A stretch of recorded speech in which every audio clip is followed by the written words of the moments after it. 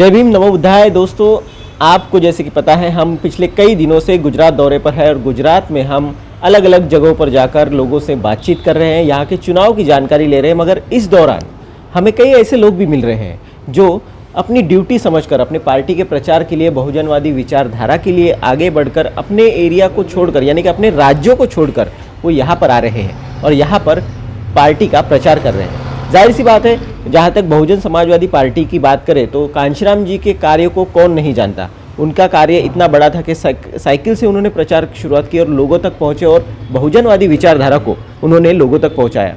मगर ये उनके बाद उनकी इन चीज़ों को आगे बढ़ाए कौन?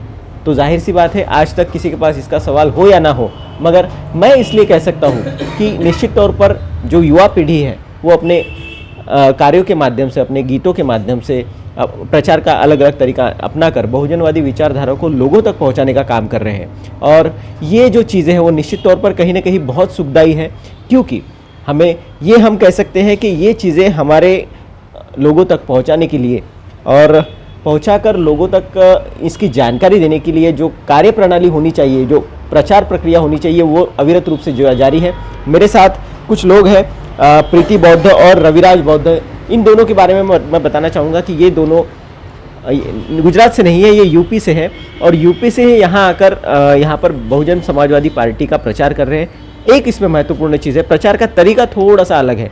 वो इसलिए है क्योंकि ये प्रचारक के तौर पर तो आए हैं, मगर ये बेसिकली गायक है। अम्बेडकरी गीतों को, बहुजनवादी गीतों को वो लोगों तक प्रसारित करते हैं और साथ ही साथ ये लोग इन्हें लोगों तक पहुँचाए, बहुजनवादी विचारधारा को लोगों के मनों में किस तरह से आगे ले जाना चाहिए उसके लिए लोगों को प्रचारित करते हैं। सबसे पहले तो आपका लॉर्ड बुद्धा टीवी में स्वागत है। मेरा पहला सवाल, इस एज में, जिस एज में आप लोग हैं, इस एज में बच्चे, युवा अपने बारे में सोचते हैं, बहुजनवादी विचारधारा की तरफ आप कैसे मुड़े?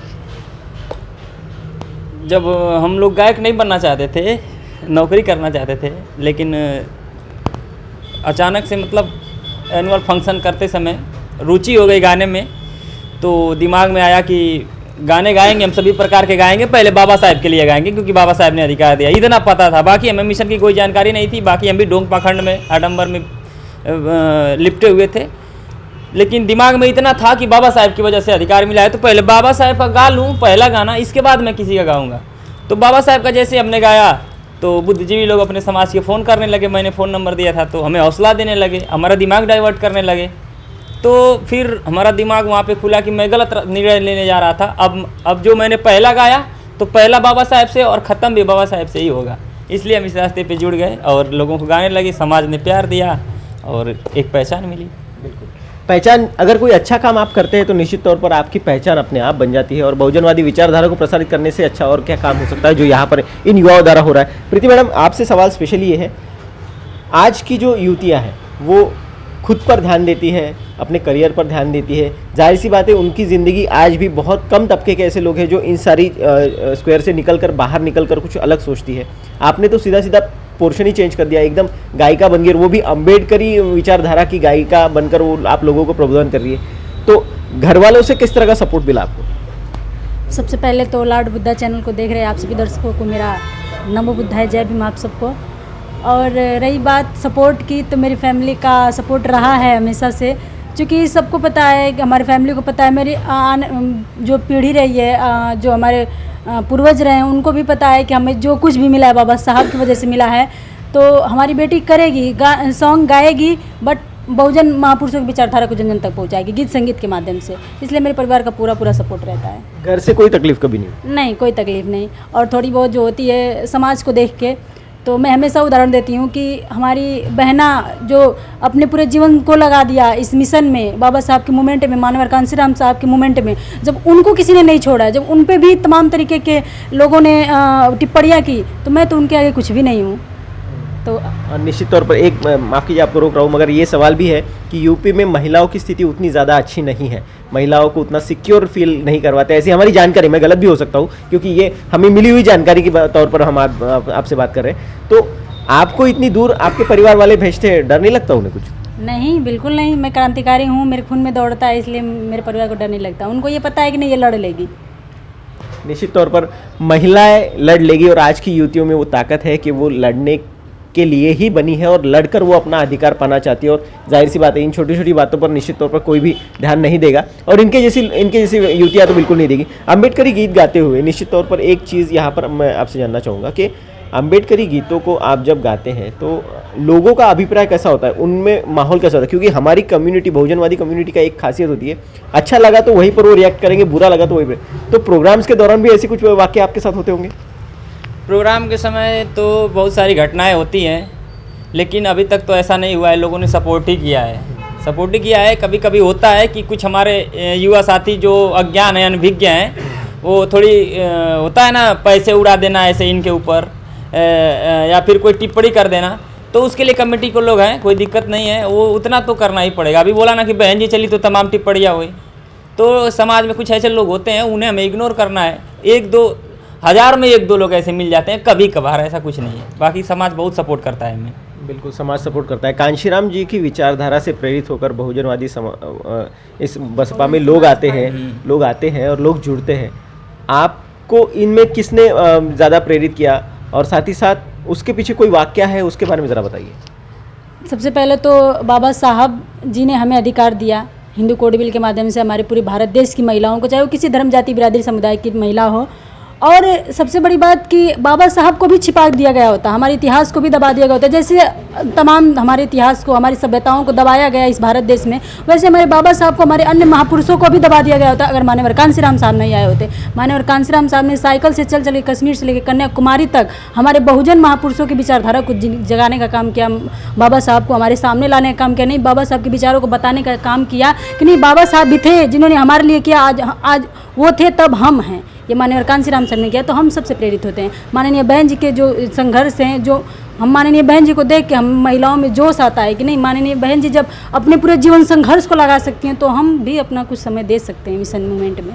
बिल्कुल, और वो देना भी चाहिए। चलिए बात करते हैं थोड़ा गुजरात के बारे में, क्योंकि गुजरात में चुनाव है, आप भी प्रचारक के तौर पर यहाँ पर आए हुए। बहुजनवादी विचारधारा के बारे में, गुजरात के बारे में आप क्या सोचते हैं? गुजरात में हम गांव-गांव, घर-घर गए हैं, डोर टू डोर, सबके घर में बाबा साहब की तस्वीर लगी है, गौतम बुद्ध की तस्वीर लगी है, हमारे बहुजन महापुरुषों की तस्वीर लगी है। अगर बहुजन महापुरुषों की तस्वीर कहीं कहीं नहीं भी है, लेकिन बाबा साहब की तो है ही। सबके घरों में बाबा साहब की तस्वीर लगी है। लोग बाबा साहब को मानते हैं लेकिन बाबा साहब की नहीं मानते हैं। गुजरात में ये देखने को मिला है कि बाबा साहब को तो मानते हैं, जानते हैं, लेकिन बाबा साहब की नहीं मानते हैं कि बाबा साहब ने क्या कहा था, उनकी विचारधारा क्या थी। बाबा साहब ने हमें दुनिया की सबसे बड़ी ताकत दी है। दुनिया की सबसे बड़ी ताकत को मैं मानता हूँ वो है वोट का अधिकार। शिक्षा को मैं सेकेंड नंबर पर रखता हूँ, ये मेरा पर्सनल व्यक्तिगत है।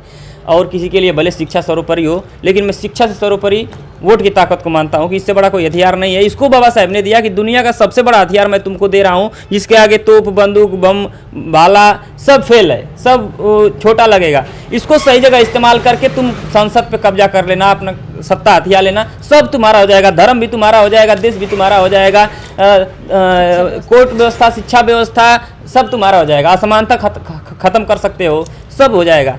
लेकिन यहाँ गुजरात में क्या है कि लोग बाबा साहब को जानते हैं, मानते हैं, लेकिन उनकी विचारधारा को नहीं मानते हैं कि हमें सारे लोग कांग्रेस को वोट कर रहे हैं। कुछ महिलाएं तो ऐसी हैं जो कह रही हैं कि कांग्रेस हमारे खून में है, लेकिन लोगों को बताने की जरूरत है। हमने जहाँ भी कैडर किया काफ़ी लोग प्रभावित हैं, सब ने हमारा कॉन्टैक्ट नंबर लिया, सभी लोग बोले हम आपको दोबारा बुलाएंगे, आपकी बात हम कम समय में सुने हैं, लेकिन हमको और आपसे ज़्यादा सुनना है, सीखना है। ऐसे लोगों को बताने की ज़रूरत है। जहाँ भी हमने बताया लोग समझ रहे हैं और मुझे पूरा विश्वास है कि वो लोग अब कांग्रेस को वोट नहीं करेंगे। हमने बताया कि कांग्रेस, भाजपा ये सब एक दोनों भाई हैं बिल्कुल, और उनका तीसरा भाई भी घूम रहा है, आ गया दिल्ली में, उसको खड़ा किया गया बहुजन समाज पार्टी को हराने के लिए। वो तीसरा भाई केजरीवाल आ गया, और तीनों का बाप एक ही है, आरएसएस। अब हमारा समाज के लोग समझ रहे हैं, आकर के भाजपा कहती है कांग्रेस खराब है, मुझे वोट करो, कांग्रेस आएगी कहेगी मुझे वोट करो। हम लोग इसी में लगे हुए हैं। हमारा समाज छोटा बड़ा भाई को जिताता चला आ रहा है, अब तीसरा भाई भी आ गया। जब दोनों नहीं समझ में आएगा तो तीसरा को जिताएगा, लेकिन बाप वही है, सत्ता उसी के घर में है, एक ही बाप के घर में। लेकिन मैं लोगों को यही बता रहा हूँ कि भाई कब तक छोटे बड़े को जिताओगे, अपना भाई क्यों खड़ा करके क्यों नहीं जिता पा रहे हो। बाबा साहब को मानते हो तो बाबा साहब की भी मानो कि बाबा साहब क्या बोले थे। ये अधिकार कितनी संघर्ष, कितने कुर्बानी देने के बाद तुमको मिला है। एक तो मान लीजिए कि आवरण अनशन के माध्यम से खत्म ही कर दिया गया 24 सितंबर को 1932 को गांधी ने खत्म कर दिया। और ये कांग्रेसी लोग है कौन, गांधी के सब तो हैं, विचारधारा को मानने वाले, बढ़ाने वाले उनके सब। और गांधी जी हमारे विचारधारा के सबसे बड़े विरोधी, मनुवाद को बढ़ावा देने वाले गांधी जी, वो चाहते छुआछूत बना रहे, भेदभाव बना रहे, ये देश इनका कभी हो ना पाए जो कभी हमारा था। सिंधु घाटी जैसी सभ्यता, मोहनजोदड़ो जैसी सभ्यता, हड़प्पा की सभ्यता, नालंदा तक्षशिला जैसे विश्वविद्यालय, सोने की चिड़िया, ऐसे थोड़े कहा जाता था पूरी दुनिया में। पूरी दुनिया में लोग नाक पोछना नहीं जानते थे, तो उस समय हमारा देश में ऐसी ऐसी सभ्यताएं थी। हम घूम के अभी आए लोथल बगल में, वहाँ के ईंट इतने मजबूत मजबूत, सीमेंट मजबूत जो चूना पत्थर है, पक्की सड़कें, नालियां सब है हमारे पास। क्या नहीं था हमारे पास? बाघ बकरी घाट पे पानी पीते थे। इतना भाईचारा, इतना प्रेम था। हमारे लोगों को छल आता ही नहीं था कि छल क्या होता है। इतना प्रेम था।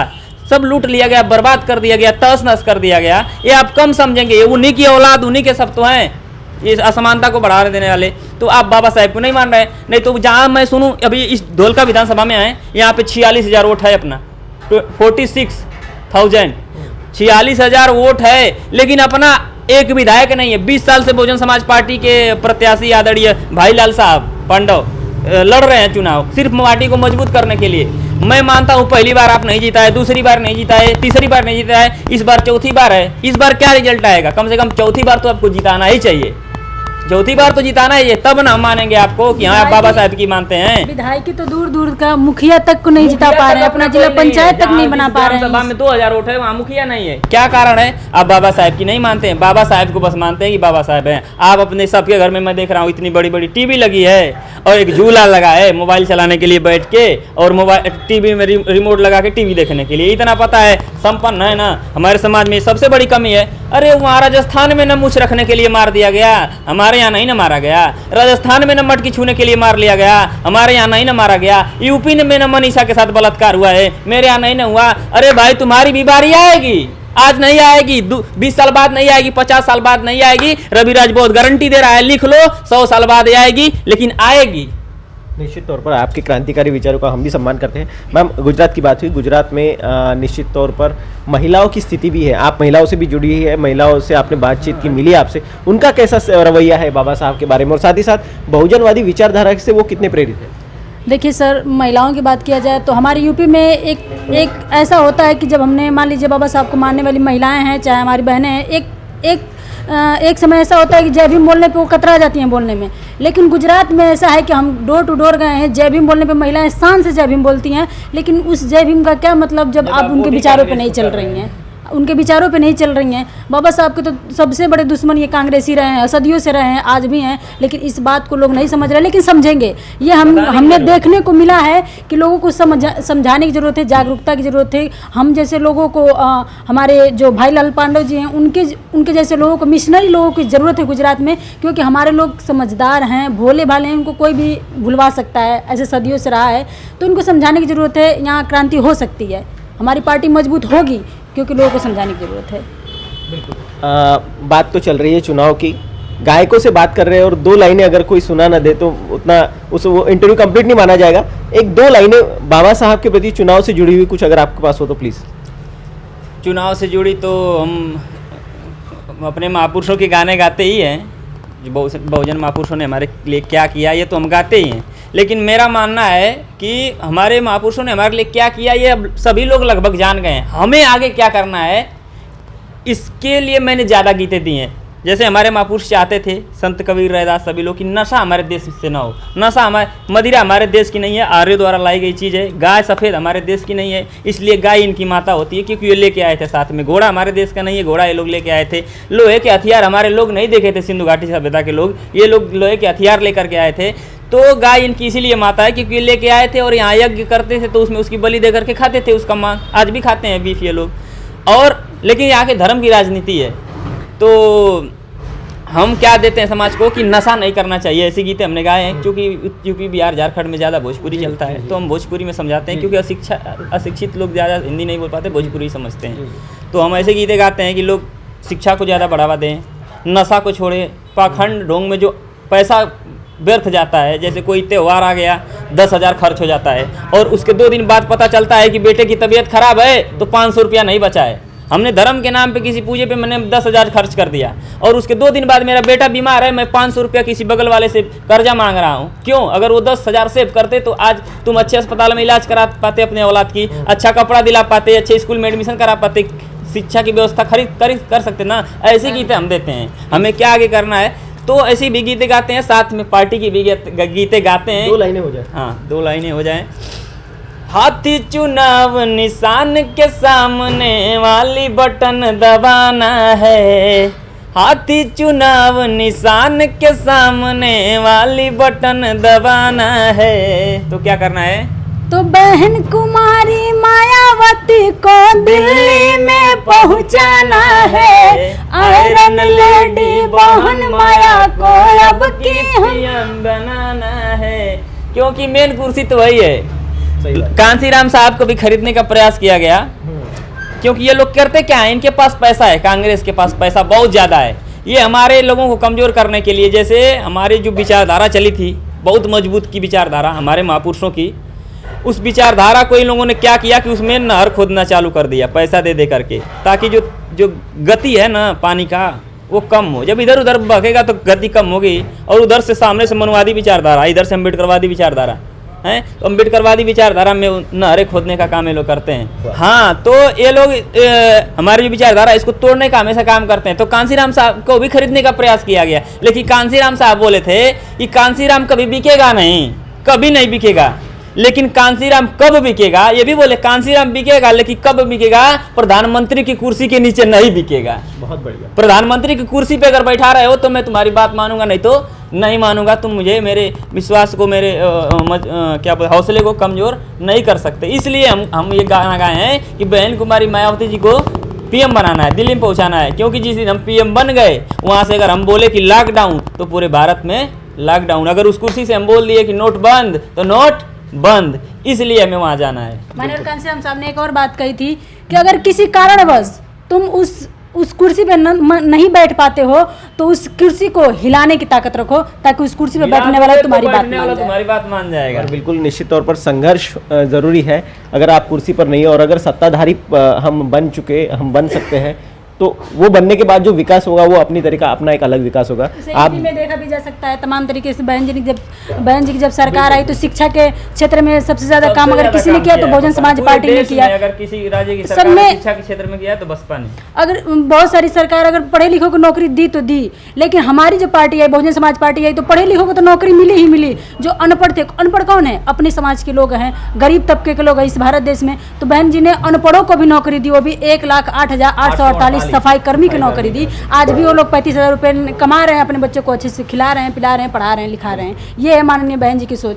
तमाम तरीके के यूनिवर्सिटी दिया, राशन नहीं दिया बहन जी ने, 5 किलो राशन नहीं दिया, मोबाइल फोन नहीं दिया, लैपटॉप नहीं दिया, 12,000 रुपये का शौचालय नहीं दिया। बहन जी ने यूनिवर्सिटी दी, गौतम बुद्ध यूनिवर्सिटी नोएडा, छत्रपति साहू जी महाराज यूनिवर्सिटी कानपुर, डॉक्टर शकुंतला विकलांगों के लिए, दिव्यांगों के लिए डॉक्टर शकुंतला मिश्रा विकलांग विश्वविद्यालय लखनऊ, मल्टी स्पेशलिटी हॉस्पिटल दिए, छात्रावास दिए, ITI college, polytechnic college, degree college, ये primary school 5,000 plus primary school, शिक्षा के क्षेत्र में बहुत काम किया बहन। पॉलिटेक्निक कॉलेज तमाम। लेकिन हमारे लोग समझते नहीं है ना, किसी भी राष्ट्र के विकास के लिए शिक्षा जरूरी है। कैसा है, निश्चित तौर पर ये बात उतनी ही सच है कि हम जब तक लोगों को बताएंगे नहीं, लोग समझेंगे नहीं। हमारा काम है लोगों को जागरूक करना।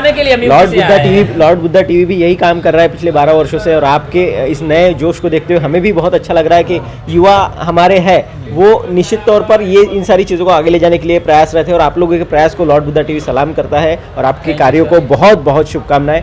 तो दोस्तों, ये थे युवा गायकों की ये जोड़ी है, जहां पर एक खूबसूरत सा नगमा भी इन्होंने सुनाया, और साथ ही साथ बाबा साहब की विचारधारा, कांशीराम जी की विचारधारा, बहन मायावती जी की विचारधारा किस तरह से ये लोगों तक पहुंचा रहे, उसका एक खूबसूरत सा एक वाक्य भी आपने देखा। इनकी बातों से आपके समझ में ये बात भी आ गई होगी कि निश्चित तौर पर युवाओं के हाथ में अगर बागडोर है तो पार्टी का भविष्य और बहुजन विचारधारा का भविष्य उज्जवल है। कैमरामैन रुपेश के साथ नीलेश फरकाड़े, लॉर्ड बुद्धा टीवी के लिए।